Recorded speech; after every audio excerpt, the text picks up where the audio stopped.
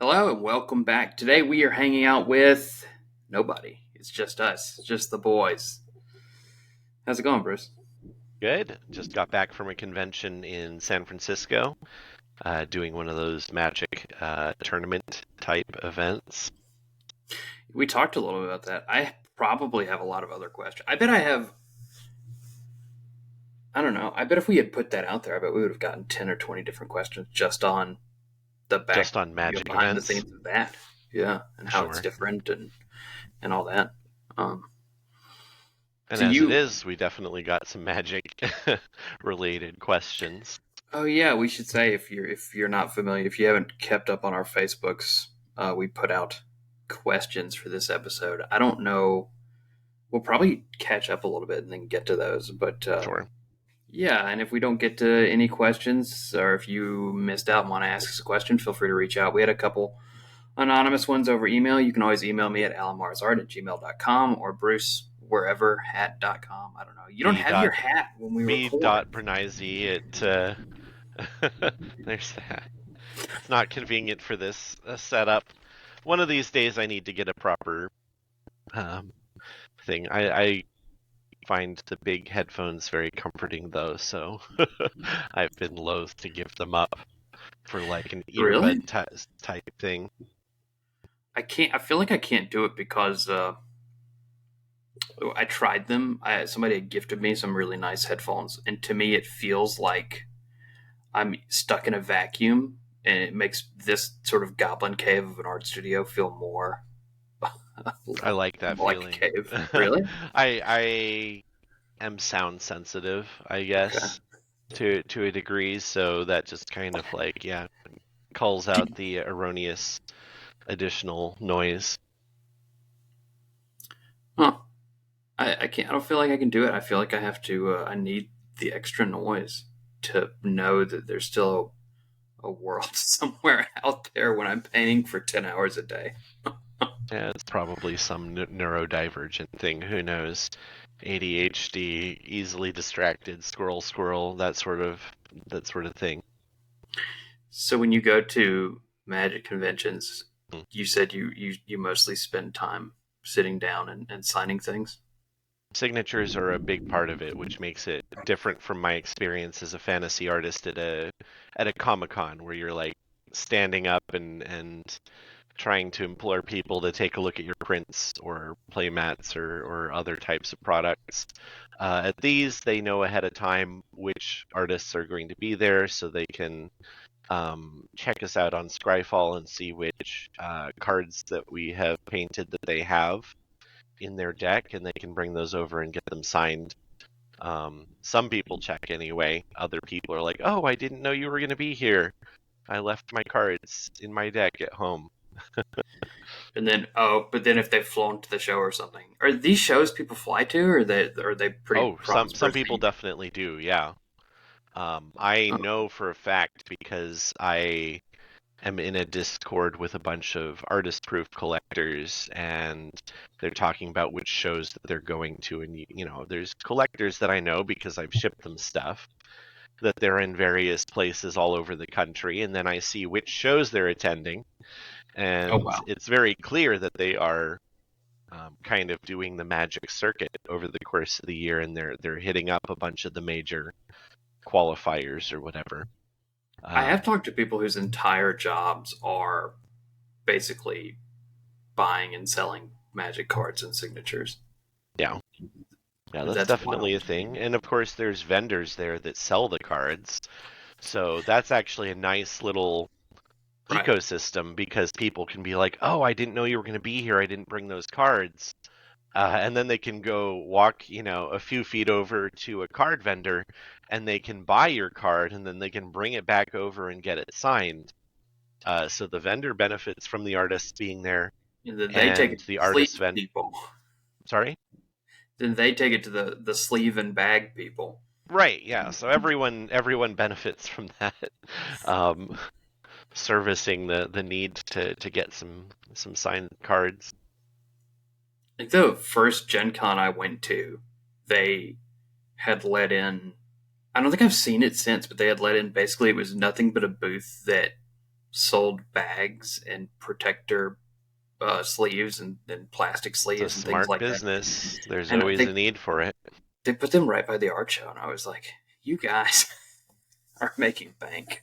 I mean, they are quite literally the people selling picks and shovels to the gold miners, right? Yeah, It's yeah. a smart business. So how the you said San Francisco? Yeah, with San Francisco. How does that compare to something like in the illustration business? I feel like Gen Con, Dragon Con are really big names. How's that compare to those for you? Um, well, if we're talking real numbers, I did 7K at this show Hmm. where I was not selling like a ton of prints. I did sell a decent number of playmats, of course, because people are using them right on the spot, and they're very playmat oriented, and signatures and artist proofs and sketches for and alters for proofs. Um, so how that compares to Gen Con? Well, Gen Con last year was like 18K, and Dragon Con was like 12K for me. So those are some of the biggest shows in the country, um, for our genre of thing. About as good as it gets in that arena. Um, so I guess you could say that, yeah, it doesn't compare to the biggest and the best of the best, but it's not so far less that you know it's not worth doing. It's definitely a good deal, especially for a much less stressful event. I mean, it's a 3D event versus those are both 4-day events. And um, San Francisco, of course, coming from Seattle is a shorter trip, and the whole feeling of a magic event, like I mentioned, is more like sitting and signing a whole lot of stuff. So it's more relaxing on the body too. Yeah. Do you still get that? One thing I love about conventions that I go to is that when people come up, we get to have a nice conversation about the art. But maybe at a magic show, it's more uh, materialistic. I don't know. Do you see that, or do you still get to have those great conversations? I would say that I actually maybe get to have even more of those conversations, Oh wow. because, and it only applies maybe to a subsection of any given fandom, but there's always people who do really like delve deeply into the art, and they want to know about the thought process and the philosophies that underlie the art for their Yeah. favorite card, right? People really attach to some of those cards, and then therefore to the art. And so, yeah, sometimes those conversations do happen, and in a sense, because it's a less hectic type of an event, you actually do have time to have some of those conversations. Like at Gen Con, it's just busy from start to finish. There's not a lot of time to have like an in-depth conversation, Mhm. right? It's not like an LuxCon kind of situation where a bunch of the top fantasy artists are sitting around for most of a week, and they're more than happy to have like a 15-minute to half an hour conversation with some collector who strolls up and wants to talk about the art in depth. That does make sense to me. At the last show I went to, whenever I would mention to people that I, that wasn't didn't have as much new work because I was working on a lot of NDA stuff for Wizards, that their eyes would light up and they really would want to dig into the behind the scenes of making Hmm. Magic cards. Which now that you say that, I remembered. That was kind of fun. Obviously I can't tell them anything about it, but Yeah, it lights up different things in people's brains, right? Because they have a long-term association and attachment to this product, and Magic in particular is very art forward, um, in comparison to many companies, right? Like they even put the name of the artist right there on the card. That's something that you don't see from everyone. Um, yeah, it they are. I was on the for some reason or another. Oh yeah, when that scandal, we'll call it a scandal, was going on with Donato. The I was plagiarism scandal. Yeah. Yeah, it was probably the first time I'd been to the Reddit, a lot of the different subreddits for Magic Mm-hmm. the Gathering, and I was surprised at a lot of the rhetoric they had about art. Not just talking about the plagiarism, but just in Mm-hmm. general, looking at some of the posts, and I was like, "Oh, this is kind of nice," and in some cases, not so nice. Yeah, well, there was that whole to talk about another controversy. There was that whole controversy over Carly Mazur's faithless looting illustration, and this was some years back. And she has like a very iconic personal style that is very different from what Magic is used to in this style gamut over the last decade and a half or whatever it's been, where they kind of nailed in on that like Tyler Jacobson, Cynthia Shepherd kind of look. Mhm. Um, and there were some people who there were a few people who liked it off the bat, but there were a lot of people who were very upset because they felt like the style didn't look anything like a Magic card. I mean, there's it's a whole thing. There's Reddit posts about it, and there's heuristic studies video about it that goes into depth about the whole thing.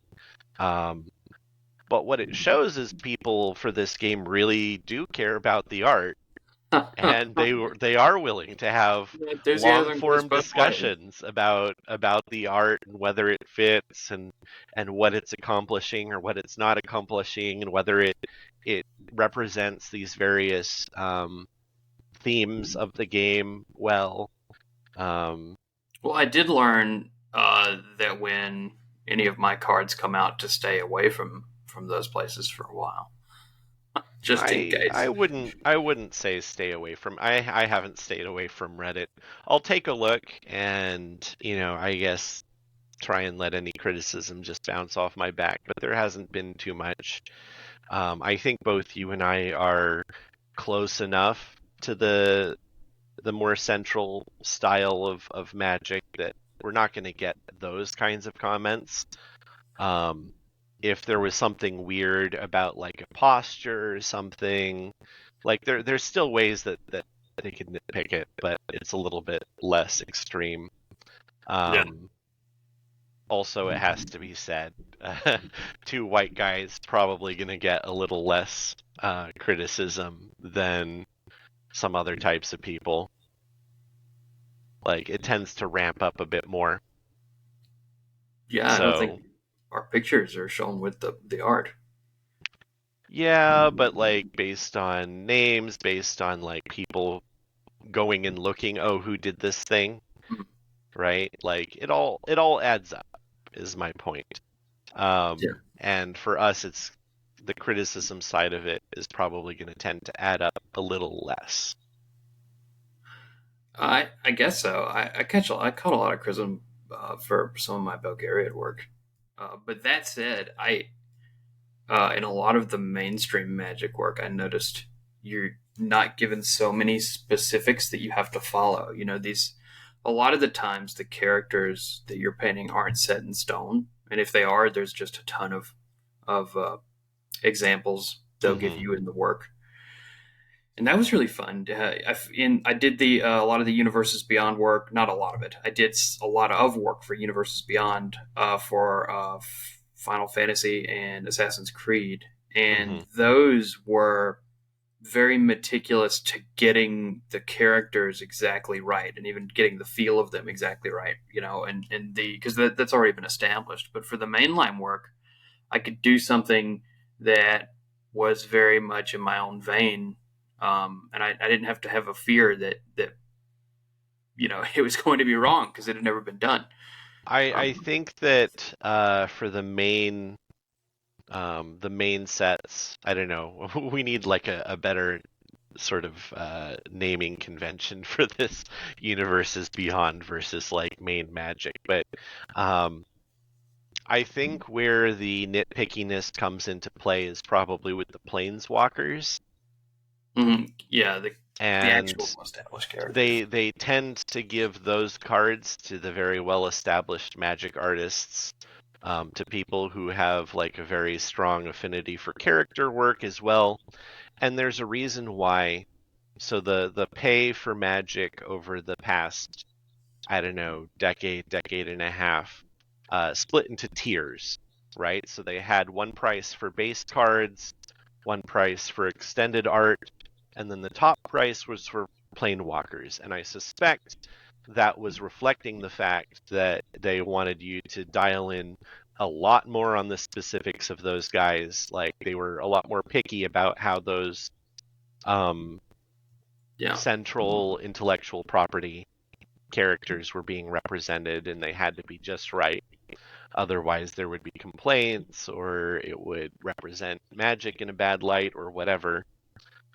So I feel like your experience with picky art directors on Final Fantasy, for example, would be more reflected maybe in For Planeswalkers Planeswalkers. than in the types of cards that you and I have gotten for Magic so far. Yeah. Yeah, you think you'll ever get a Planeswalker since you're not a big people painted portrait painter? Or I kind of don't care if I ever get a planeswalker or not. I mean, that's definitely not one of my priorities, not something that I care too much about. I kind of wish that for this piece I did called the Belligerent, which is this ship that apparently it turns out is Jason Vraska's pirate ship in Ixalan. And they didn't really tell me that ahead of time. And I mean, I did my cursory research, but it didn't turn up the fact that it was the ship that was run and operated by two main characters for Magic. If I'd known that, I might have thrown in like a little, silhouette type Easter egg where you could kind of see that these characters were there. And Mhm. something that Cynthia Shepard drilled into us years ago at a workshop was that all of the Magic Central IP characters can be fully reduced to just like blobs of color, and you can still tell what they are. Essentially, like if you were to just reduce them to like a Lego block version of themselves, you'd still know who it was if you have any familiarity with Magic and the main characters. So I'd probably, do something a little bit like that, like little silhouette blobs with colors in the right places. And you're like, oh, okay, there's Jace, there's Vraska. But I didn't know that, so I didn't get the opportunity to do so. So I wouldn't mind doing that kind of thing, but Yeah. I don't want a card that is just the Planeswalker, probably. You know. I think there's a main character that's a golem. That would be okay. It's made out of rocks. That's more my subject Be your matter. thing. This guy's cool, but can I get some rocks? That would be. Well, I mean, this guy is made out of rocks, so Yeah, no, I know. So, it's like, uh, okay, I could see doing that, but that's about as close as I get to magic characters. yeah, I hope I get more mainline work so I can talk more with you about it. I only got to do 2 cards for the more mainline stuff, so Well, you I, just jumped over from yeah, Universes Beyond fairly recently, so I'm sure there'll be more stuff coming down the pipeline. Speaking of which, one of the most hotly desired questions that we got for our Q&A yeah. this time around was how do you how do you reach out to Magic? How do you get Magic work, right? Oh, because they took the button away or the They took email. the art drop away. The art drop was getting spammed to hell, Mhm. and I don't know how much use they were even getting out of it before then. I mean, Magic's the kind of IP has huge fan base, people who've been dreaming of working for Magic their whole lives.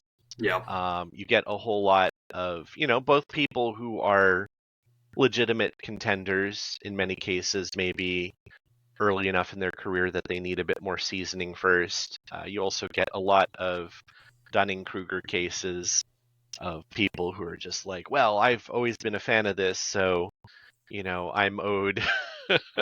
And it's like, no, they don't owe you anything. They're a business.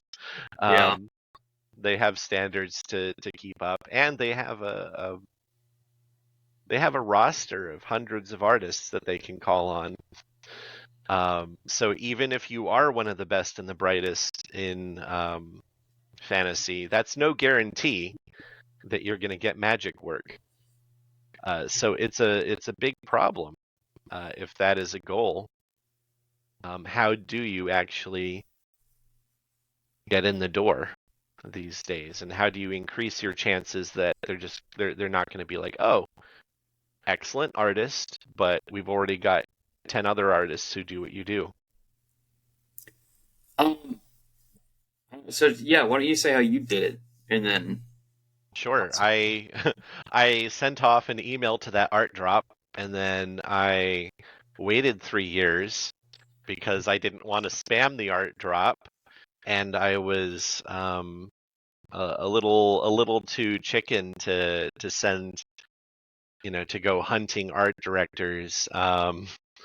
I participated in a workshop and in figure study things where I knew there were going to be magic art directors around. Like, I got to know Cynthia Shepard that way.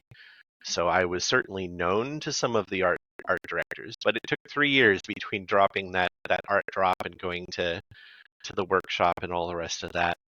And so then it just came out of nowhere. they emailed me out of the blue. And the reason they did is because I had built up a reputation as an alien landscapes guy by doing all of my work for Numenera and personal work and stuff like that. And I had built up a kind of brand around the kinds of art that I like doing, the stuff I'm most passionate about. And then Unfinity came along and they suddenly needed an alien landscape artist. And so they pulled me in for that. So I think one thing we can say about getting into Magic is that when you're up against a roster of hundreds of excellent artists, you need to kind of double down on what you're passionate about, so that when they suddenly need to expand their pipeline for something specific, You they're might be hopefully going to that think of you. specific thing. Yeah. Yeah, there's something to be said for being good at every instrument, so you'll always be on the bus. But if you're the best guitarist out there, then people will come look for you. Yes, I think that's true. I think I was just commenting about that earlier. That if you make a portfolio that has a really strong voice, then you end up. It happens the other way around, right? You don't have to look for work so much anymore. The it work kind of. mostly, yeah. I mean, for some years now, it's mostly been the work. Sufficient amounts of work have come my direction. Um, for the same reason that Wizards reached out to me, right? People see they're working on whatever project and it happens to align with something that I've been doing and hammering home for years and years, Right. and then it works out. Um, Yeah, I never advise. Well, I'm my one of my goals was well, I didn't have a goal not to work for Wizards for Magic, but I was mhm. never intending to strive for that, and I was always told to you know don't just make a portfolio to get work from Magic. It's just never going to work that way. I mean, maybe it will if you're really good. I think it tends to be counterproductive in But some respects. Like the people who make a bunch of fan art of Wizard stuff, like they're not looking for like reheated versions of what they've already done. mm, They're looking to the next stuff. What can we bring into this brand to make it even stronger, to expand what it can do? So if you're kind of just doing, all right, I'm gonna do my version of Sarah Angel, and I'm gonna do my version of like all of all of their planeswalkers. Like, essentially you've chosen nightmare mode oh in yeah, that scenario because you're kind of up, especially if you're like focusing just on the planeswalkers, because they're reserving a lot of those jobs for like the Chris Rons and stuff. So you're literally up against their strongest contenders who are already in the door and well established and well beloved by the fans and the art directors alike. Like you have picked the worst fight that you could possibly pick there. So it's not that it's impossible, but you've just you've turned a molehill into Mount Everest. Yeah. So it might never happen. Well, I had tried the art drop. I don't think I was, as nervous or shy about it. I think I threw. What was the schedule I set? It was like either once every 6 months or once a year or whatever. I had met one of their art directors and they had basically told me that. They said, every few months when you have, 2 to 3 new Hmm. images. And I was like, okay, I'll do that. Never Yeah, heard back. And that's a standard approach. yeah. And that's back when they had the art drop. And I had even done I had some spare time, and my old mentor Todd was like, well, why don't you do some sample magic work anyway? And I was like, okay, it's not really my thing, but I'll give it a shot. And so I picked nightmare mode for a second Hmm. and sent that in. I was certain. I was like, I'll make some of the best magic cards I can on these fake prompts. And I sent it in. I never heard back. I was like, oh, okay, that doesn't work. And that years went by, and then when you got magic work and some of the UB work, you had told me um, some art director names, which I'd sent some Right. emails.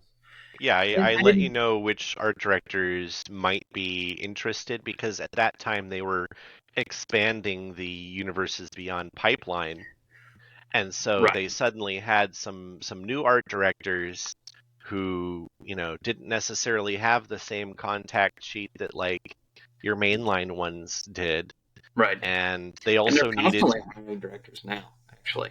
Yeah, For there's a lot of there's a lot of in and out of art directors as well. So keeping track of who's actually still there, right? Like Cynthia's not there anymore, and there's plenty of others who have gone in and out of that particular revolving door. as far as Um, UB is concerned, I don't think I've ever done a card with the same art director. I've gone through like six of them, and mhm. from what I understand, and the ones I've gotten a repertoire with is that a lot of them are hired on spec now. It's like the Final Fantasy one; they only hired art directors who could understand and speak Right, right. Japanese, They right? have some contract art directors Mm, for that. I mean, there's like one or two art directors who are kind of, I guess, senior or in charge of the right. whole UB lineup who are in-house, but they've got a lot of contract art But directors for those. even emailing art directors with their direct emails didn't get me a lot of places. I think I maybe got a response that was like, "Oh, we'll see if anything comes of it," and uh, it wasn't until I think I happened to email. This happened both times for Universes Beyond and for the mainline work.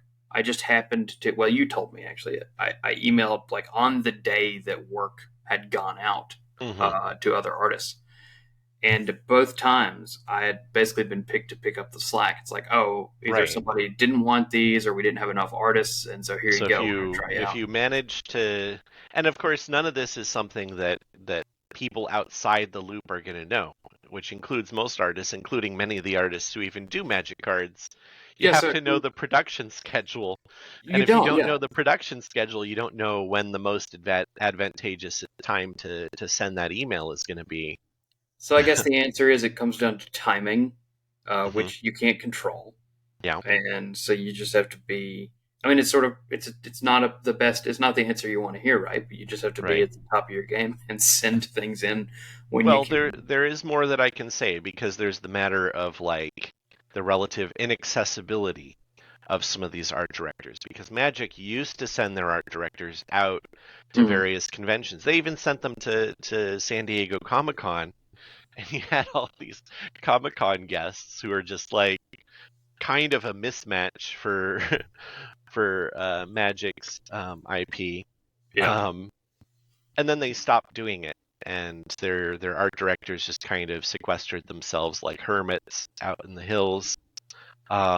And it makes a big difference if you can meet an art director in person and show what you are like as a person and interact with them and have a conversation about your art and all of that. Like it can really help, but it's difficult to figure out. So I did want to mention that, like, for example, some of the Magic art directors, maybe on their own dime, Mhm. do attend like a LuxCon in Pennsylvania, right? That's kind of like a meet and greet of the best of fantasy art that happens.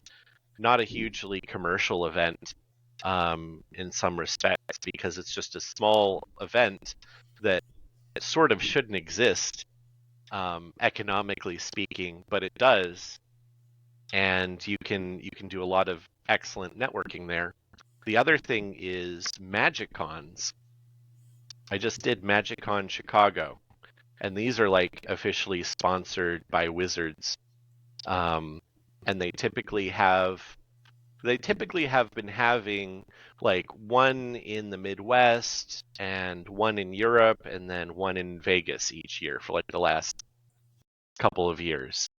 And so if they continue the same pattern, they've been sending art directors to help introduce and talk about the sets.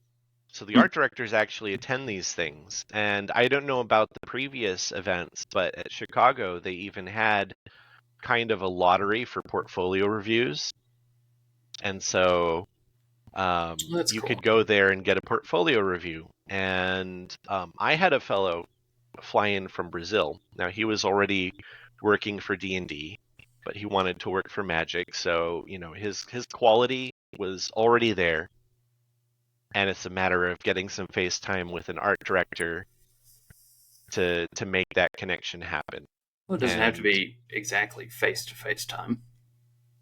it helps, right? If you're eking out every little advantage that you can in the face of a very difficult task, a very highly competitive task, Mhm.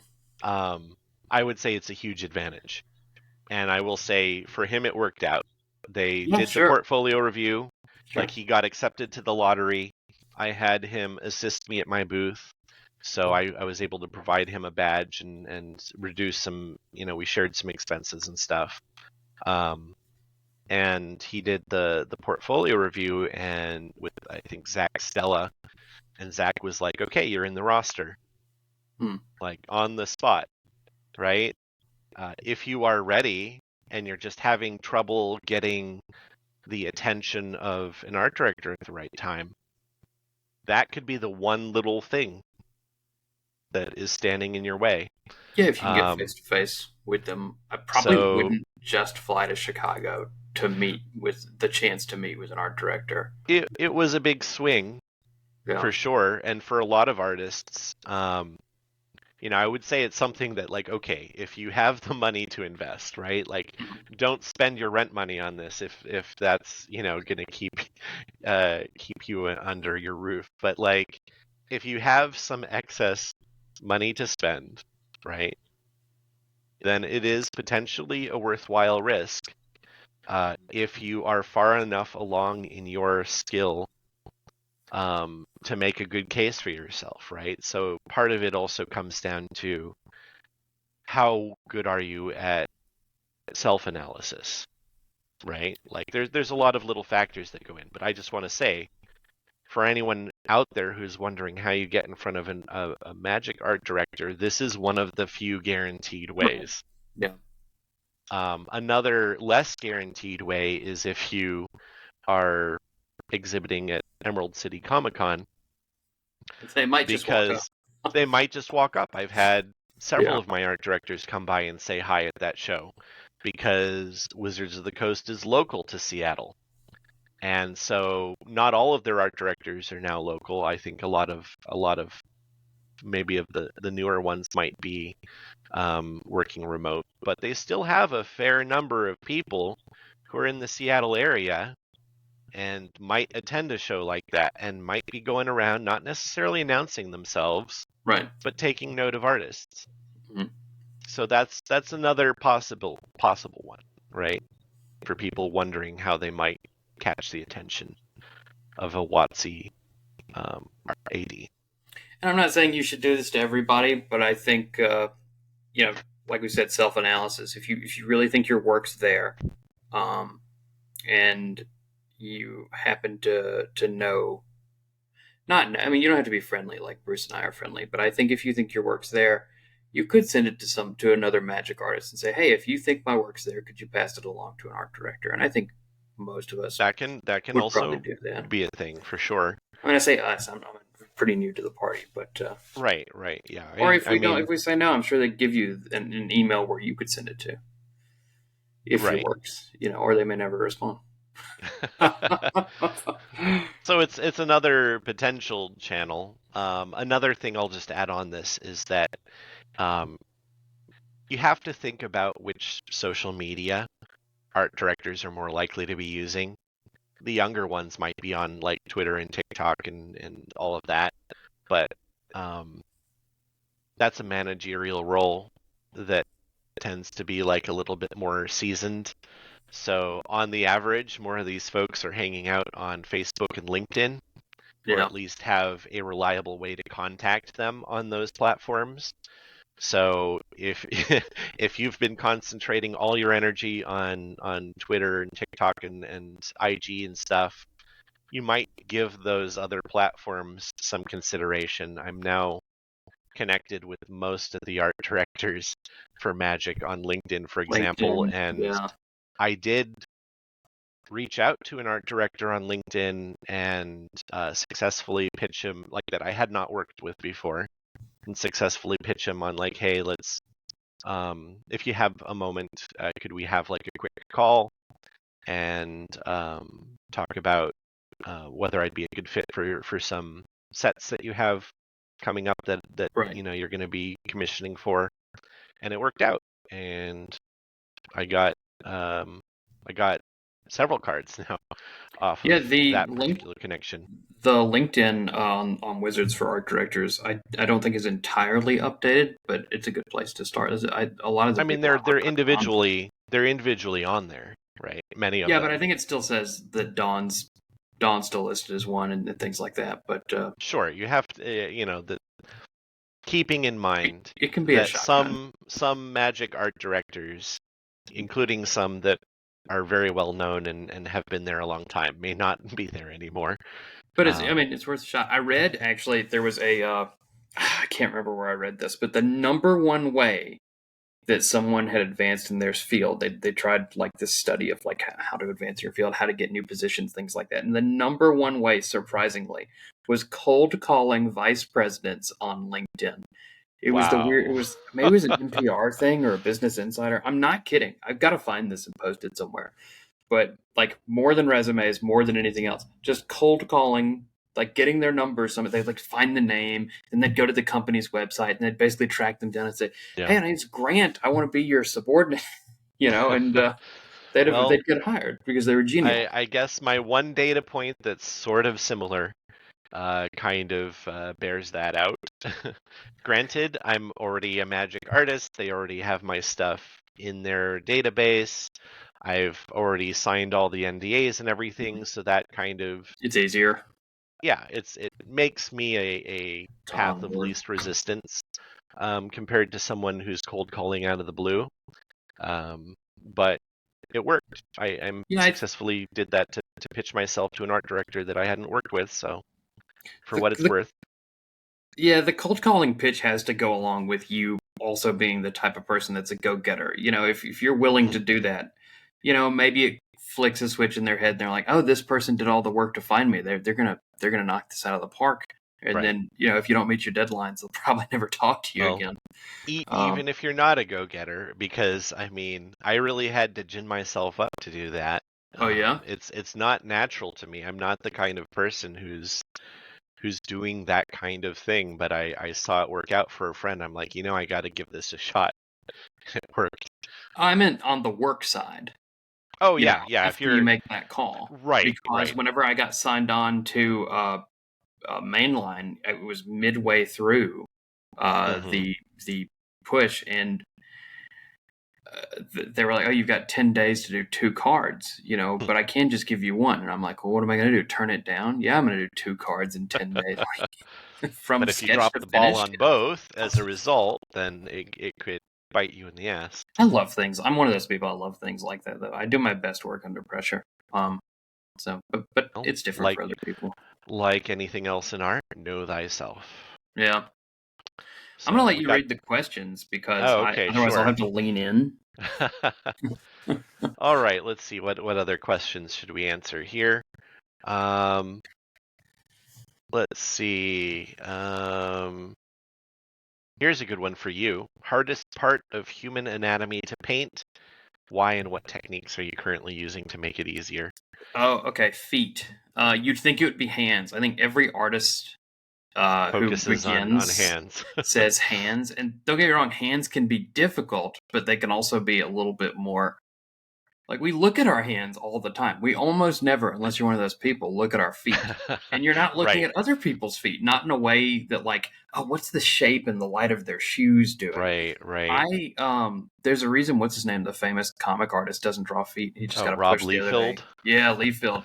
Um Feet are to me still one of the most difficult things to do. I can't do it without good reference. Hmm. I cleaned up, but I used to keep a boot right beside me and a lamp so that way I could hold it up and get the right shape because Okay, yeah. it's so tough without being particular.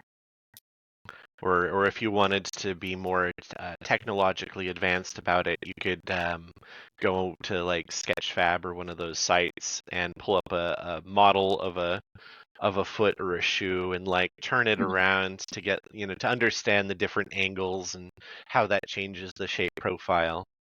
I But just yeah, that started that makes doing a lot that. of sense.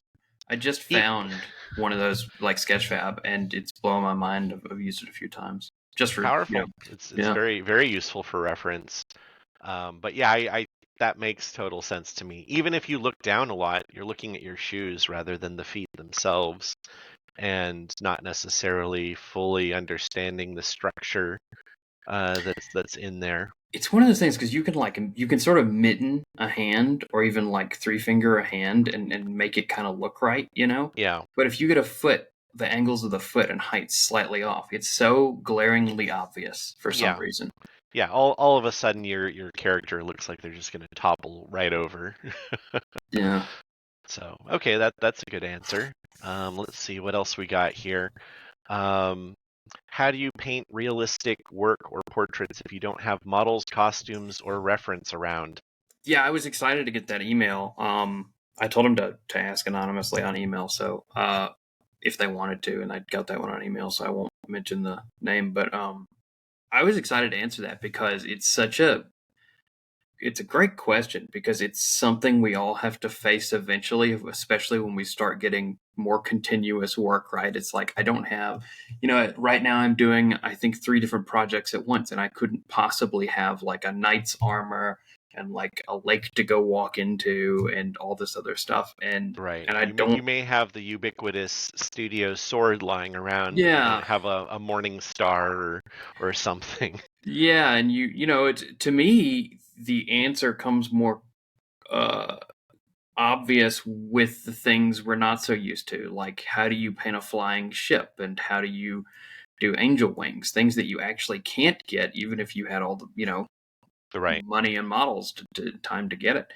Um, I've often spent days and just looking up and compiling reference is the Right. answer to that. Yeah. As soon Online. as I saw that question, I was like, well, the answer is you need to get the reference by hook or by crook. And in some cases, it may be you find something that has a similar shape Yes. and you cobble it together and you extrapolate from that shape. Yeah, having to paint a space like you don't have a spaceship and you don't want to make one. So finding like a can with the just right reflection under the right lighting. I used to have one of those. I need to get another one, like color changing bulbs. I used to have two or three Hmm. actually, where I could Yeah. place around smaller Right. objects to get the In idea. order to get the right bounce light off of it. You can get away with murder on clothing, especially things like armor, as long as you sort of create a rule of like, okay, take like a Christmas ornament or something, and Hmm. place a light on it, and then you know at certain curvatures where the shadows and lights are going to hit, and you Right. can just expand that to the rest of the armor or elongate And it. just keeping in mind with armor that it's basically like if it's polished armor, right, or polished metal, Mhm. it's basically a mirror. So you also have to think about what's around that character. Right. Yeah, that's putting You you the you light don't source want where it people would to be look coming at from. your illustration and be like, "Oh, I can see your studio in that knight's armor. That doesn't seem right. We should be seeing reflections of grass and sky and rocks and other knights." I did that once when I was in college. I was painting. I forget what I was painting. I was a portrait of like Lancelot is what I was Hmm. calling it, and I ended up painting like the background of our art studio with the windows, and so you could just see. Yeah, But you yeah. don't notice when you're painting, right? You're just Right, copying the shadows and. you're breaking it down into abstract forms, which is Mhm. one of the ways that we approach that kind of complex problem solving, but you also have to think through the other aspect of it, that you're creating the whole world, not just the parts that are visible within the frame of the Mhm. illustration, right? Like those Yeah. things around your characters are affecting them. They're affecting the lighting on them. If you're not thinking through that, you're missing a major component. But there's two things I want to hit. If you don't have money for models, obviously take pictures of yourself or find, like some version online, 3D where you can shape. But I often take pictures of myself. I think it's more obvious than not sometimes. And my trick has been because we are breaking it down to obvious abstract shapes. I often end up just painting myself exactly, Hmm. which became a problem, right? Because there's just 100 of me wandering around, Right, that and painting that's so directly behind you, isn't that one of the ones yeah, that's like that's if you go a look it up hun- on my website, it's all me except a for the hundred curls. shades of Alan? And so, what I took to doing when I got more professional work was finding, and it's very easy to find 100 different pictures of a celebrity. So just pick like cast that role in your head, and then like let's say Benedict Cumberbatch, and then it's going to be real easy for you to go find a picture of Benedict Cumberbatch, probably with the same lighting or at least pose that you need. And I'll often use them for structure and use my face for lighting and color, and it tends to work out. I'll draw them and then paint my color and light. The other thing I wanted to say is, um, back before I could really sort of make things up on the fly, I would find I probably wouldn't do this for especially in the day of AI for more professional work, but I would find pictures of like leather armor or jackets, and I would use the warp tool in Photoshop to just literally put it on the figure. And even if it's not the same light, something in your mind really clicks, and it's like Hmm. it suddenly sort of knows what to do. It's like, oh, I know why that light's not right because now I can see it and I know how Yeah. I can correct it. Sort of like it's easier to correct a painting than paint one from scratch almost. There's unknown unknowns, Mm. right? And things that you just don't know that you don't know about the lighting and such of the scene. That's why we go to such trouble to get reference, because you're going to find something in there that you didn't even think about. You didn't think to look for it otherwise. Mhm. That's going to add that little extra bit of verisimilitude or whatever, um, that helps bring your painting to life. Or in some cases, just shows you what opportunities you have for Right. problem solving, for the color composition or so on, that just like makes it more interesting to look at. Not even just about realism per se, but you're like, oh wow, that light does that in that condition. Like that is really cool. Let's play with that Mhm. now that I see that it's there. All right, let's see. If you're just starting out in traditional, what size canvas? Oh, Do you have any small. thoughts You on have to that? go small. Yeah, there's no other. You're going to want to start on like something that you can buy for Walmart that's like this. Don't do that. Don't do it. Go like this small, and then you're going to What? be really surprised. You're going to be surprised. I did when I I was would say the learning. opposite. Really? And if you're learning, okay, if you're learning just now, learning to draw, I would say go big. But if you've already got a lot of fundamentals and you want to dive into a new medium, I think you should go small with it, especially in painting. I guess it depends on whether we're talking about making a finished piece or if we're talking about doing a study. If we're doing a study, sure, do it small. Like, I mean, I'm currently learning acrylics by doing paintings on the backs of artist proofs, and those are literally just the size of a magic card. So I do agree with you there, right? Like that's been really instrumental to being able to quickly try out You different can try things and color make adjustments mixing easily. and stuff. But I had this conversation recently with my mentor Ron Lemon, and he was trying to encourage me to go bigger.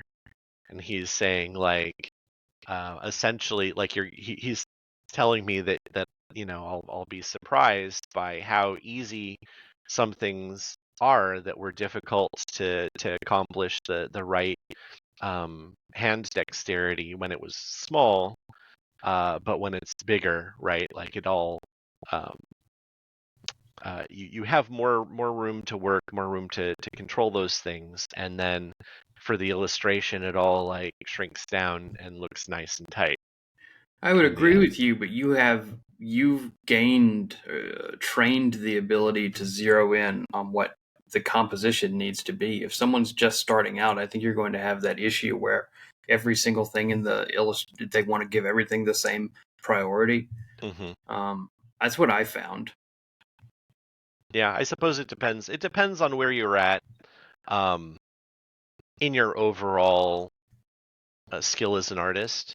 Like because there's kind of two variants on this, right? There's the person who's just plain new, and there's the person like me who's been working digitally for 20 years and is now transitioning to traditional, which is, a fair number of people are doing that right now, right? So it Yeah, is relevant.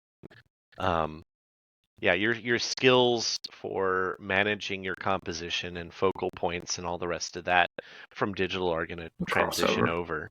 to a Um, point. so that's probably, like a major part of what Ron's advice to me was. I've also heard things like, if you're trying to do more figurative work, like understanding the size at which you're going to be painting a face can have a big impact on what canvas size you choose, Yeah, because you don't really want to be noodling around, especially if it's important to the illustration, right? You don't want to be noodling around trying to get like the equivalent of 1 pixel off in order to make sure that magic character looks correct. Jace has the right type of nose or whatever, and at a tiny little size, it's literally just like half a hair worth of difference. Whereas if you're painting it at a large size, you probably have a better handle on the shape and better ability to correct for it, to figure out what's wrong and correct it at the large size. or to get it So right the first time as well. Right. That's yeah. just I always, when I was oil painting, I always printed out the head at roughly the same Hmm. proportion and size that I'd be painting it in. Yeah. So Um, you knew exactly which strokes to do. I well, and mean, that's certainly the end goal. there's this thing we do in oil. You know, you've seen the people hold up their thumbs, and I know you probably know Hmm. this, but Yep. like where you're doing the 1-for-1 ratio, and that's really difficult if the picture you're painting from is this big and the head you're painting is this big, because Right. you have to lean way back, and then you're basically painting a small painting anyway, Hmm. because you have to be so far back. There's these you can look at old, and I think there's a couple of reasons for this. I'm not going to get into the materials and methods, but if you look at a lot of old masters, and I'm talking like probably pre 1800, their brushes were obscenely long, and Mm. it's crazy to me to think about painting with a brush that's like maybe hitting at 2 feet away from the picture. Right. But Right. I think a part of it was because they were painting big works too, right? So anyway. Yeah. It makes sense. Related to that question, we also got one about um, starting out in digital painting. What size resolution DPI do you recommend? What do you use? My largest size is going to typically be between maybe 3 to 5,000 pixels. Um, Sometimes a little higher. I guess it could go up depending on what your computer can handle. But I find that, I mean, most of my work was painted at that kind of size. And then DPI only matters in terms of translating your pixel work to a printable image. Right. So when it comes to the DPI, you really need to be thinking about it's really less about the specific DPI than it is about the pixel size Mm. and the size that you want it to be printable at. And so since my main print size is 12 by 18, I definitely want it to be printable at that size for sure. Sometimes I'll do canvas prints and things that are larger, so I might want it even larger than that. And so if you know, like, you have kind of a general range for like, okay, I need the minimum pixel size to be this, and the minimum printable size to be this, then the DPI is going to sort itself out between the two of those. I will say, from my own meticulous testing, that you can take a 12-inch 300 DPI, which is like what 3,000 something pixels, Yeah, and blow it up to a 30-inch wide picture, and there's basically no yeah, it's problem there, not noticeably no distortion, nothing. terrible. Just don't be working at like 72 DPI um, at that pixel size and stuff, because then you're not going to be able to print very large. Do you do color managing at all? Or do you just stick to RGB or? I stick to RGB. Technically, I think WotC has like a particular profile, but it was generated so that it would work for Macs or something. So I just kind of ignored that. I noticed, and I don't know if it was on the previous one, but I noticed on the most recent art guide, they actually said to change everything to CMYK profile before sending it in, and it's something I've never done because I never spotted it before, and Yeah, it's it's it's never been a kind of an problem. awkward one. I think that they can they should be able to change it themselves from RGB to CMYK. Yeah. I feel like that's just like we've calculated that this will require, this many less man hours if we just have all of our illustrators do that off the bat. So we're going to request that they do that labor themselves rather than having our in-house print and digital artists do it. I mean, I've never gotten a response back that's like, please do this in the I've future. I've So, I've done it both ways. I mean, at this point, I have it down to a process. Like, okay, yeah, they wanted it this size and this DPI, and mhm, they wanted in CMYK. So I'll save a final for me file that's mhm. in RGB and like the size and everything that I want it to be for my purposes, and then I'll give them a final file that's at the exact size, DPI, and color type that they want. That's so strange to me. I understand why CMYK used to be used, especially 10 years ago, Hmm. when it was like the main printing profile that most printers Right. use. But now printers, I mean, most Most printers at least most print can yeah, color most manage. printers have And like 12 inks or something, we like we at the professional level. So it's not well, they really can color. limited to Photoshop CMYK. can color manage the printers now, which I don't think it could do. Well, 20 years ago, I think it could 10 years ago. But I was actually having trouble with Elko Color Labs for a little bit because that's before I had calibrated my screen, and Hmm. I calibrated it, but at the same time I got them to send me over their printer's color profile. So now before I send a print into them, I just run it through Check that it. profile and check it. Yeah. That's Anyway, that that's wasn't the fair. question, but it I was. think we answered the question adequately in any case. Yeah. Um, are there gaps in the subject matter you see today? And I think this person's thinking of like conventions and just in terms of the artists representing themselves that would be a good target for a beginner. Yeah, there's not as many babe art as there was in the '80s. It's a joke. I, It's I just like, feel like this question gets it kind of the wrong way around. You shouldn't be looking at the market and being like, oh, no one's doing unicorns anymore, so I need to be unicorn person. I think you need to look in your heart and decide that you are unicorn person rather than dragon person, and just do the most awesome unicorns you can.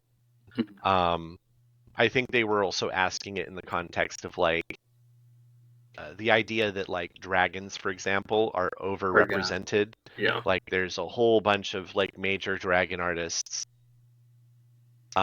at conventions, and you're competing with them if you're also a dragon artist. It's like, well, And you are to an extent, but if it's not you gonna are hurt the your most sales. passionate dragon artist out there and you have your unique way of making dragons, you're not fully in competition with those people. Like there is enough market room left over, like market share left over for you to make a career for yourself. You don't need to be like, well, Steve, who we had on the show, and Crystal, and all these other people, and Todd, of course, they exist, so I shouldn't do dragons. It's like if dragons are what you're most passionate about, and of course you have your own unique perspective as an artist, and maybe you're basing your dragons on like um, Komodo dragons or frogs or something rather than cats, or every artist has their own approach to something like a dragon because it doesn't exist. What was the So question just do again? your Can thing. you the rephrase? Not rephrase it, but The question is basically looking at the market and recommending um, a lane for artists to choose for themselves based on what's not overrepresented, Mm. right? Like if you were I to, think you hit the nail on the head when you talk about looking into yourself as an artist. I feel like we're always having this conversation. Art at its core is a skill and a means of communication, and I think that we're always in this conversation of what we are willing to put on the page or what we do put on the page and how other people are going to interact with it, and how we expect other people are going to interact with it. And for so long I thought that uh, I'd figured that out with the types of illustration work that I was doing, and mm-hmm, I felt like I'd really nailed down a voice in my illustration commission portfolio at least. And then I started doing these statue paintings that were purely done as personal work, and I didn't know mm-hmm, honestly if they were really gonna sell. I threw them out into the world, and they instantly became my best sellers. Right? mm-hmm, It's not like I hadn't done personal work before, but these skyrocketed even past those, and partly right. because they were, I think, more honest is the best word there. Yeah, Um, honest about your interests as an artist and a person. yeah, it's where those things intersected. Uh, and those things can be a little bit uh, I don't know what's the word for it. I think there's some artwork that we have in our heads, and it's sort of the opposite of the question, and we think, oh, this won't fit in the convention space. This is an illustration work. You could very easily take some of my statue paintings and put them beside some more fine art galleries, and Right. it would fit fine. I don't think that's the case at all. If anything, we've had a lot of conversations personally about how, like, the more you stand out and the more honest you are, the more sales you tend to make, because people over and over again keep telling me this doesn't look like anything else here, and then they buy a Yep. print. um, so yeah. Well, the flip side of that is that if you go too weird, it can be a hard sell, at least initially. I think that my experience is some of my personal work. some of my personal work, uh, if Stone could cry back there behind me, it sold decently well. And I think if I had a larger cohesive body of exactly that, it would probably do better than it has done. But like for example, a lot of my favorite pieces, like for Numenera, or even some of the weirder ones for Magic, don't sell that well. Mhm. Um, and I think there's two things to keep in mind there. One is that if you are really going off people's radar with some weird stuff, you have to seed the ground first. The stuff that's being seeded under the Numenera banner and other things like that is going to come up in people's interests like maybe a decade on or whatever. It just takes time. It's kind of like in film, they'll often seed the ground, with some hints, some teasers, especially if they're doing something that's a little odd, to get people to accept it into their, um, I guess, encyclopedia of the world and decide whether they're into it. Because oftentimes the natural human reaction to something that's completely new is revulsion, which Yeah, is not what you want to be the reaction when you're trying to sell prints at a convention. So there's a matter of preparation. That's one aspect. The other aspect is how cohesive are you yeah. presenting, right? Cohesion is what I was going to say with your what is it? What is it called behind you?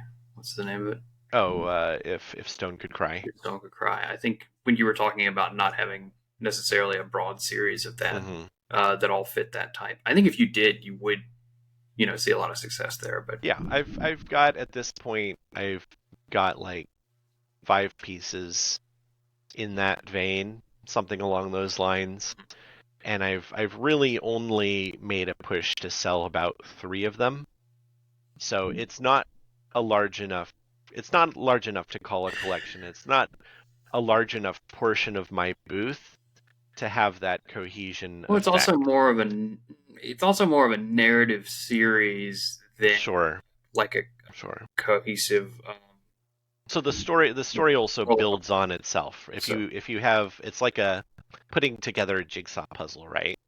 Like, and the story, what you're offering, um, has a cumulative effect that's larger than the individual pieces.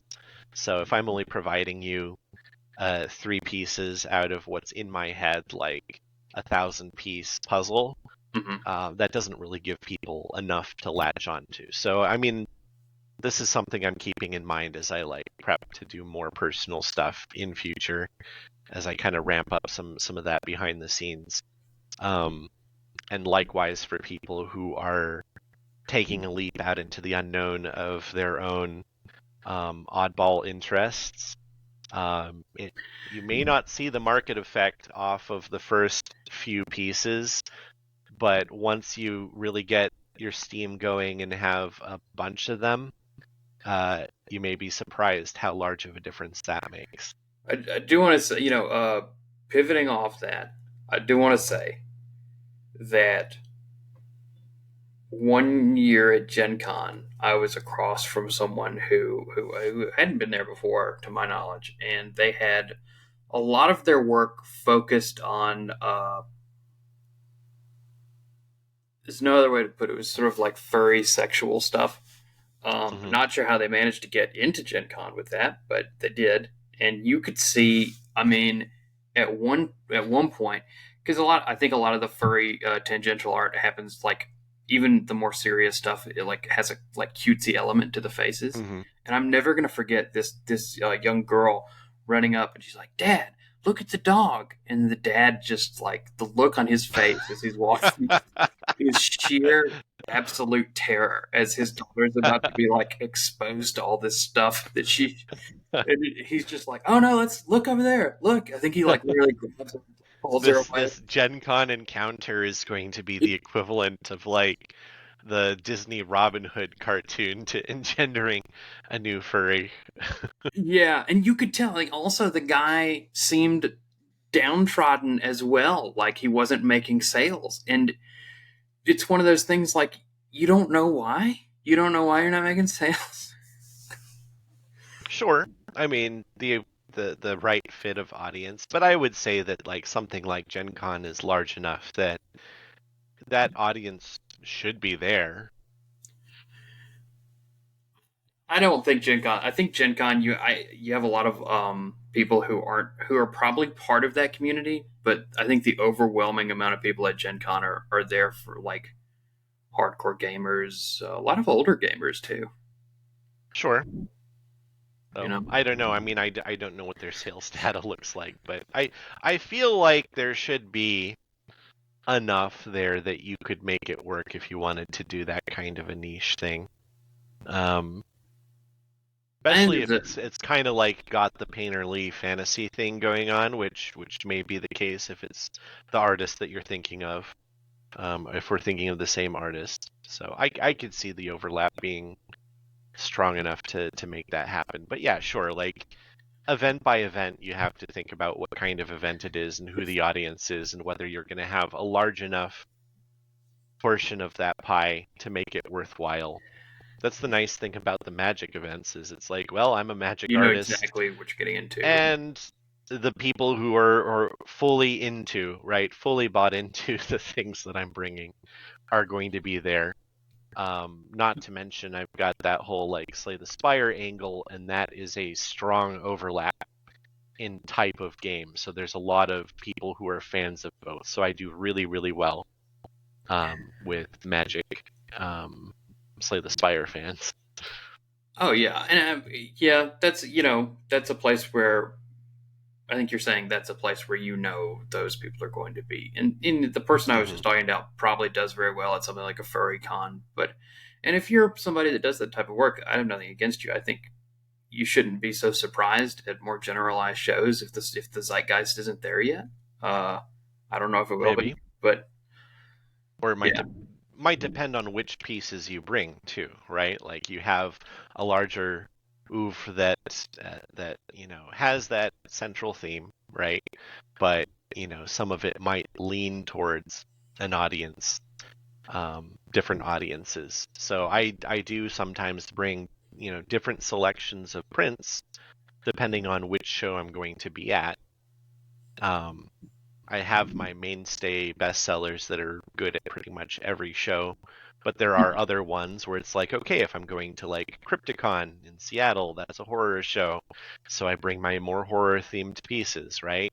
I've got that within my larger collection. I've got some that lean in that direction, even if they're not outright horror, they're creepy, Mhm. and those can do well. And then you have Gen Con, and that's like the gaming crowd, so the gaming art tends to do better. And then you've got Comic Cons, which are kind of more of a general grab bag, and then Magic events where it's people who are fans of Magic, and there's some overlap to other IPs as well. Yeah. Let's see, what else have we got? People want to know about the hat. Oh yeah. Did I show the hat? Let's see That it. doesn't really fit on my Your headset. eyes glazed over when you put it on. What was that? Yeah, yeah, it's almost like the hat is really pulling all the strings. The hat is the true artist. We probably asked you this when we had you on our original iteration of this show, Hmm. but you wanna give us a synopsis of the hat story there? The story of the hat, I mean, I started my dad actually had a hat that was this type of hat when I was in high school, and I glommed onto it. I was just like, this is my look. I'm really into travel and everything, so it's kind of got that Indiana Jones angle, right? But I love that hat. Um, and then I almost lost it on a trip to Africa, out on the I think it's the Makgadi Gadi salt plains in Botswana. Flew right off my head. The guide managed to retrieve it for me, and then that original hat eventually.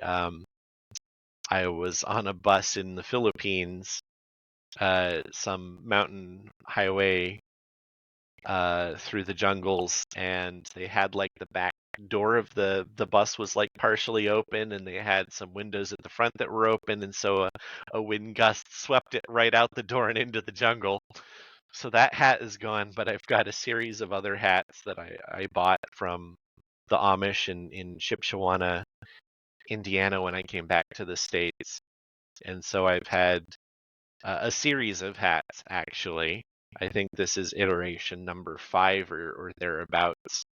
Um, and it has been controlling my art ever since. Well, it works. So you never. I guess there's two aspects of hat people. You know, there's the Indiana Jones hat people and the fedora and trench coat hat people. And I think you Right. picked the right one. I think you picked the Yeah, right. I'm not really a trench coat guy. But and it's very useful. I mean, as you can see, I've got a lot of space that would be open for sunburns, and it keeps the rain off and keeps the sun out of my eyes. The It hat makes is a you very easy to useful spot. thing. You know, Makes me easy to spot. mm, It's become a part of my artist brand. I'm a tall guy with a hat, so people often tell me that in the midst of a crowd at a convention, they can always spot Bruce wandering by, and so I become like a beacon mm. for other artists who know me in the community. They can kind of gather around me easily. Well, I was talking about this with someone else recently. Is that you have an element uh, that makes you easy to remember, even if people don't know your name on a first Hmm. meeting. So Sure. if they've met you for maybe 5 minutes, they Yeah. can very easily say, "Oh, it's the tall guy with the hat." You know, um, Also, a relevant thing related to that, some people are face blind. yeah, So having something that is not your face as a landmark. Echo Chernik, who we both know, mm. is face blind, but she does lots of conventions and stuff. And she's told me a number of times, Bruce, I wouldn't have recognized you except for the combination of height and hat. So I know it's you. It's the non-facial elements. For some people, that's going to be a tattoo or a distinctive type of you know outfit that they wear or any number of other things. I'm sort of like Um, that. If you don't have something like a hat or a different, a big beard or something, it's very very difficult for me to remember to spot somebody. It's I've had yeah. people come up and then tell me who they are, and then I'll remember. So I guess I've got a little bit of that. I never thought I did, but Well, I if guess you I do. do enough conventions, you eventually become face blind because you're just processing way too many people. I meant like artists that I would know online. People I Well, and if you're active in the online community, that's also like hundreds to thousands of artists that you're trying to keep track of. I mean, I feel embarrassed all the time because I'll have someone come up to me. I actually remember the face best. It's the names that escape me more often than not. So I'll have a whole conversation, and I know who they are as a person, as an artist. I have that information, but like the name is misfiled somewhere in the mental cabinets, and like 20 minutes later, it'll come to my head. I hate when that happens. Yeah, that's really. I'm just like, okay, I hope nothing will come. No situation's gonna come up where I have to like introduce this person to like another artist friend who comes up like, oh shit. Well, I was a big fan of this person, like huge fan. Hmm. And at Dragon Con, this guy comes up to talk to me, and we talk for. I mean, it must have been 30 minutes. It was my first Dragon Con. I had a small booth, but I think it was slow. Anyway, we talked for 30 minutes, which, as you know, at a convention is just like an eternity. And then at the end, he shakes my hand. He's like, "Oh, it's really good to meet you." And he's like, "Have you ever read any of my work?" He was looking at some of my prints, and I'm like, "Oh, would I know your work from?" I think I said like, "Oh, which booth do you have here?" or something. He goes, "Oh, I'm not. I'm an author." He's like, "My name's Chris Paolini." I'm like, "Oh," and you blow up because it's somebody like the second he said it, I recognized his face, right? Yeah, Because it's a face I've seen 100 million times, sure. but I just didn't. I never connected. I don't know. Yeah, that can definitely happen. Context, right, makes a big difference. Um, how many more of these questions can we fit in our hour and a half that we've probably already Oh, done? I don't know. Have we done an hour? We done an hour and 20 minutes. Okay. Let's do rapid fire questions.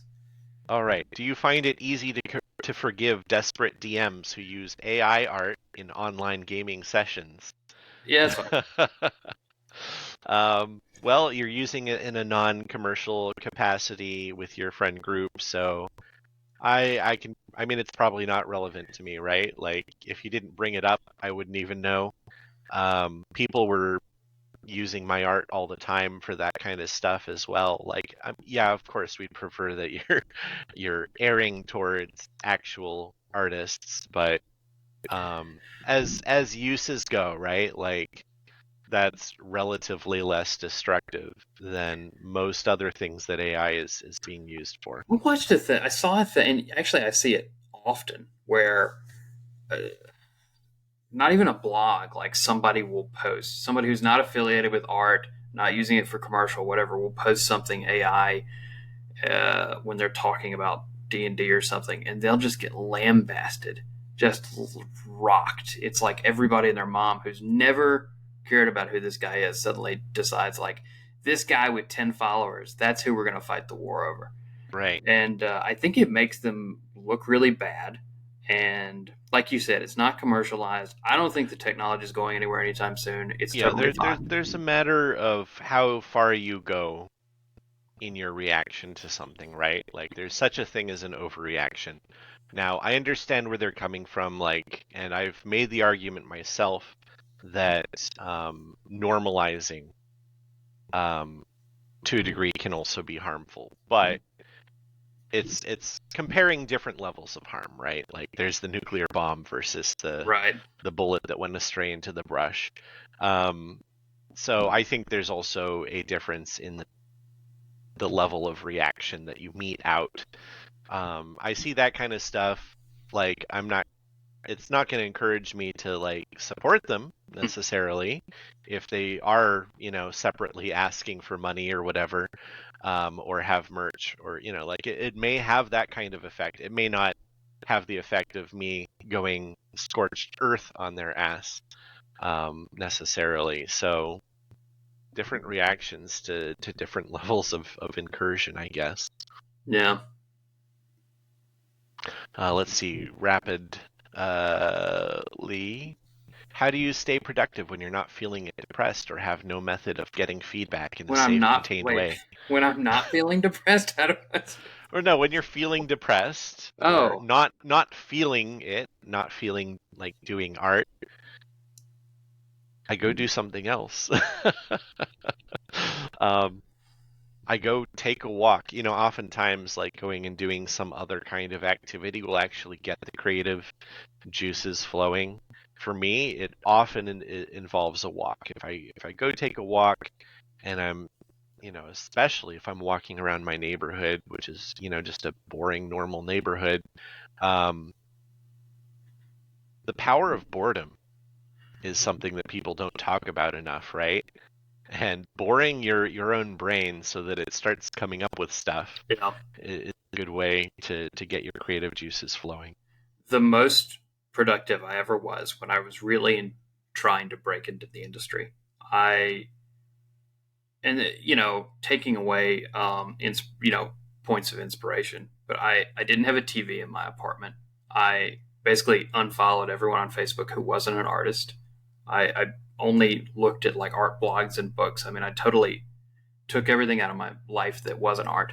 And Hmm. so I in doing that over those years, I have this tick in my head. It feels like a buzz whenever I'm out doing something else and I know I there's a painting I haven't finished or that I want to work on. I sound like a psychopath right now, but there's like this. It's like a growing pulse that pulling me back to the studio Hmm. uh, to do something. So I think it's sort of the same thing. If I don't feel like it that day, I know that I'll always come back to it. What is that old saying? If you really love something, let it go. Right, yeah. So Yeah, exactly. it's still going to be here, you know? And when it comes to like depression, mental health stuff, like I mean, trying to force it in that scenario isn't going to accomplish much. Like, take care of yourself, do what you need to do for your mental health. Assuming that it's not like um, a scenario where sometimes you just gotta finish something, even if you're not really feeling it. Like if you're on a production deadline of some sort, um, even in that case, like go take a go take a break, go have a meal, go have a walk, go vent to someone, like whatever is gonna help you that little bit to get over the hump, um, professionally speaking.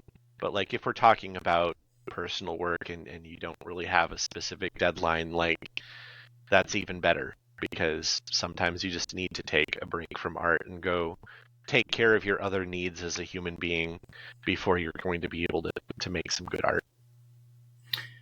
And sometimes I actually, not to get too real, but I actually paint best when I'm depressed. It sounds weird, but I remember I did a report once on The Cure, who used to be one of my favorite bands. Robert Smith's the lead singer. Somebody asked him Yeah, once, "Why are all your songs so sad?"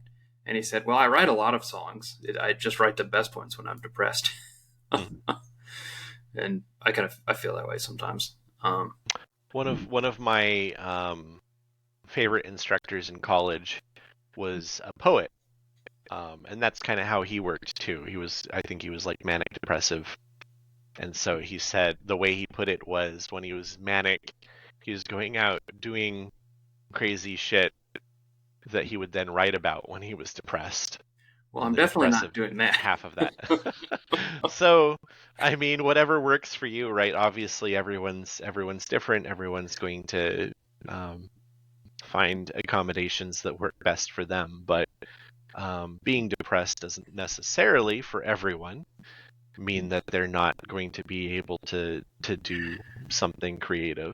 Yeah, I guess I Uh, should have used a different word. I guess when I think of, I guess I should have said whenever I'm blue. I think depression okay, is much more sure, serious, right? yeah, So, yeah, and different kinds of clinical definitions, right? Like, yeah. I'm not a therapist. I couldn't tell you the thousand different flavors of depression and how they affect people. I know that certainly some types leave you basically unable to do much of anything, right? In which case, again, take care of your mental health first. The art can come later once you've taken care of that basic need. Yeah, I think that's our rapid fire consensus. Go do something else or take care of yourself. And I think Yep, if it's meant to be, it'll pull you back. exactly. All right, where would you like to visit that could give you new or better visionary aids for backgrounds, and why? This is right up my alley.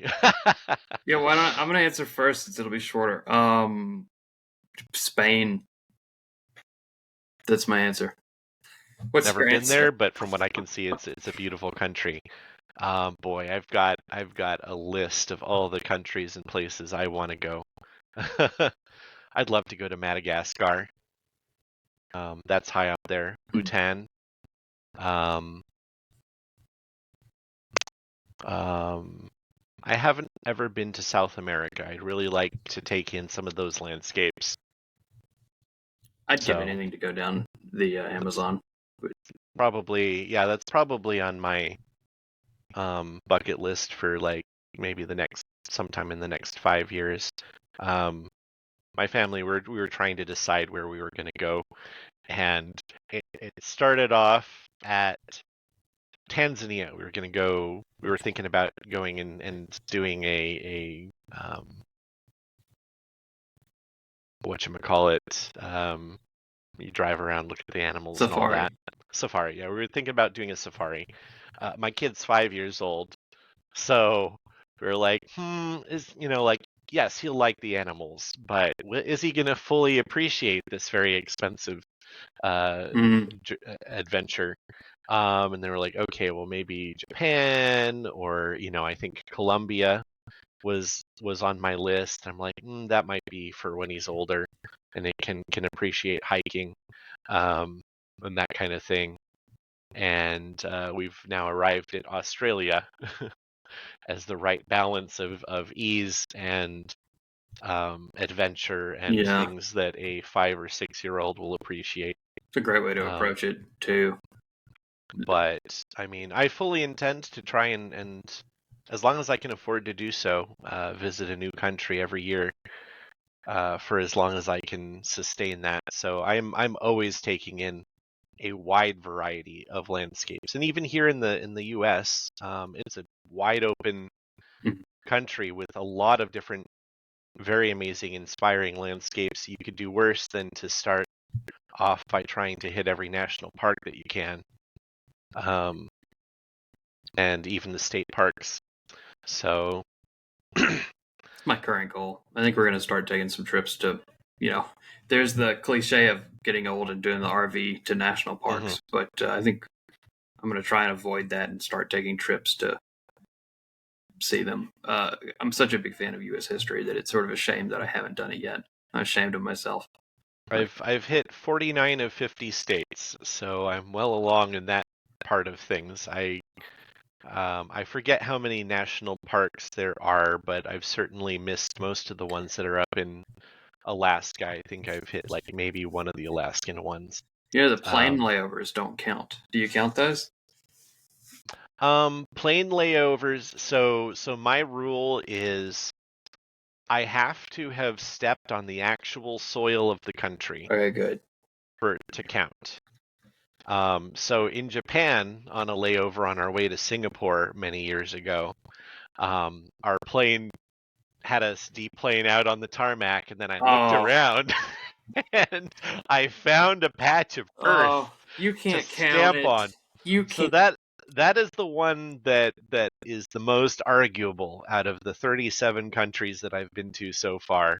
I think 37, I yeah, think you yeah, could around there. count it. Japan's kind of out there. I So so Japan was on our maybe list for this year as a result, because it's like, yeah, that barely counts as anything. I did the same thing kind of in Iceland and in Thailand.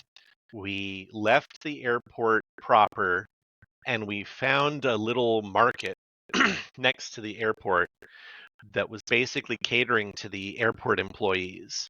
So they had like all of these like people cooking up fresh food and selling things there, and it was like right next to the airport um, car park or something like that. So I think that one out of my like barely counts category actually does count. It's not really, it's giving Thailand short shrift because it deserves more time than that. But I think that one you actually we actually got a proper taste of the Thai experience for like an hour. But the Yeah, a lot rest of of those. all the other countries I've all properly visited and spent a good amount of time. I'm such a food. I mean, you were asked about landscapes, but I guess now we're talking. I'm such a food tourist that if you watch the old, basically any of Anthony Bourdain's series, he's Yeah. giving the maybe because we're just used to the like westernized, Parisian steakhouse, whatever type of food here. Like any type, anywhere over there, Vietnam, Korea, Japan, Thailand, he's just like crazy about the food, and I Yeah. think I'd be the same way. That and I love rice noodles. So Oh yeah, major foodie here too. I mean, I could go on and on about the things that I've tried in China. Um, but in the interest of time, let's not do that. Were there any questions in our list that you were hoping we would catch before we finish oh this yeah, up? how do you deal with the pain in the butt Rothman guy? I'm getting to it. Okay, I'm getting to it. I'm I kidding. don't No, know who this is. no, Michael Rothman. He's an author that he's he's doing what we're doing very successfully on the author side. I mean, Okay. when I talked to him in depth a while back, he was figuring out the self-publishing Amazon algorithm. Like, I mean, he's basically taking the same math to it that we do for conventions and getting Right. clients and things like that, and Such a smart guy. I've been lucky enough to work with him. He hired me on at a time where I was doing at this. He hired me on the same week that I got that call from Wizards, and I already had stuff to do for Grim Oak and all that. So that's how I'm dealing with it. I have so much to do, and I'm getting there. Just in case he listens, I wanted to get that. He probably won't listen this far. Yeah, it's But you got that. That's a long wait it's a to long wait for get that a one. name drop. I forgot. I'll have to email him. Yeah. All right. Anything else, or is that it for this time? You just want to get rid of me. You just want to get rid of me. I haven't actually We eaten started yet talking today, about food. so I knew that was it. We started yeah. talking about food. I'm ready for my brunch now. All right. Okay. It's yeah, it's about noon where I am at, so yeah, it's time to eat. This has been fun. I like the idea of us hanging out without a guest sometimes, but Sure. if you liked it, let us know. It's a good once in a while thing, yeah. Yeah, next time we do this, we talked so long before the show that we missed so much information that was so candid. Next time we just need to press record, I guess. Anyway, Just jump in. We'll sign off. If you liked this, if you have any other questions, send us a comment, send us emails. And we're going to get a guest for next time. We don't know who it's going to be, but we're working on it. So stay tuned. Thanks for joining us. We need like an outro. We need an outro. Thanks for hanging out.